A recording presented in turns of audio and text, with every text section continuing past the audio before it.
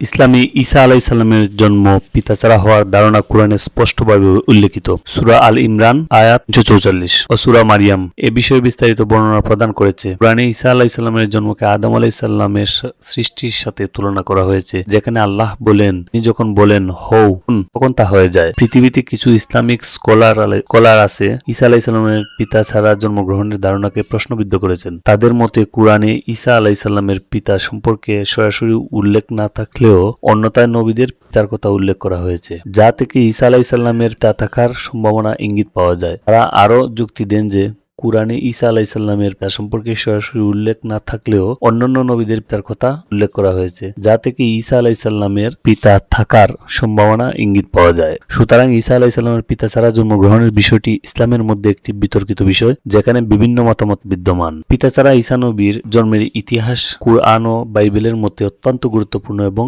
ঈশ্বরের এক অলৌকিক কৃপা হিসেবে বিবেচিত।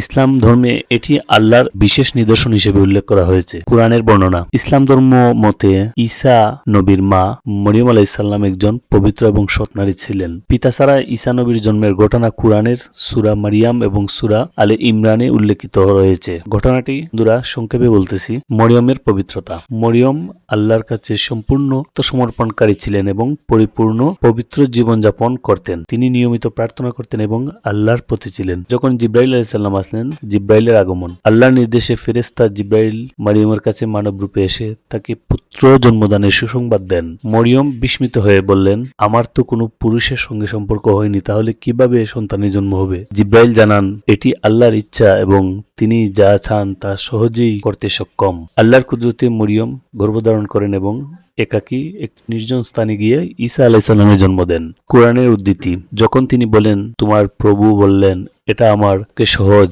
এবং আমি তাকে মানুষের জন্য একটি নিদর্শন এবং আমাদের পক্ষ থেকে একটি অনুগ্রহ রূপে প্রেরণ করব, আর এটা নিশ্চিত বিষয়। সূরা মারিয়াম। বাইবেলের বর্ণনা। খ্রিস্ট ধর্মের পবিত্র গ্রন্থ বাইবেলও ঈসা নবী থেকে, যাকে যীশু খ্রিস্ট বলা হয়, পিতা ছাড়া জন্মের ঘটনা উল্লেখিত। মারিয়াম মেরি একজন কুমারী ছিলেন এবং গাব্রিয়েল ফেরেশতা তাকে যীশুর জন্মের সুসংবাদ দেন। বাইবেলের মতে এই ঘটনা ঈশ্বরের পবিত্র আত্মার মাধ্যমে ঘটে। ইসলামে ঈসা নবীর অবস্থান। ইসলাম ধর্মে ঈসা আলাইহিসসালাম একজন মহান নবী হিসেবে স্বীকৃত। তাকে মসিহ বলা হয়, যার অর্থ উদ্ধারকর্তা। তবে ইসলাম বিশ্বাস করে যে ঈসা আলাইহিসসালাম ঈশ্বরের পুত্র নন, বরং আল্লাহর একজন বান্দা ও নবী। এই ঘটনাটি আল্লাহর কুদরতের নিদর্শন, যা মানুষের সীমাবদ্ধ জ্ঞানের বাহিরে। এটি আল্লাহর অসীম শক্তি ও যার অনন্য প্রমাণ। তো বন্ধুরা, দেখা হচ্ছে আরো কোনো নতুন এক ভিডিওতে। সে পর্যন্ত ভালো থাকবেন, সুস্থ থাকবেন। ধন্যবাদ। আসসালামু আলাইকুম।